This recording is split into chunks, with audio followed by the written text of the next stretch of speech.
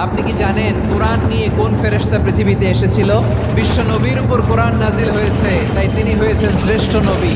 রমাদানে কোরআন নাজিল হয়েছে, তাই রমাদান হয়েছে শ্রেষ্ঠ মাস। কদরের রাতে কোরআন নাজিল হয়েছে, তাই কদর হয়েছে শ্রেষ্ঠ রাত। সাইয়েদনা জিবরিল কোরআন নিয়ে এসেছেন, ফলে উনি হয়েছেন শ্রেষ্ঠ ফেরেশতা। আমরাও যদি কোরআনের সাথে সম্পর্ক বাড়াই, আমাদের মর্যাদাও এরকম, আমাদেরকেও শ্রেষ্ঠ মানুষ বানায় দিবে কে?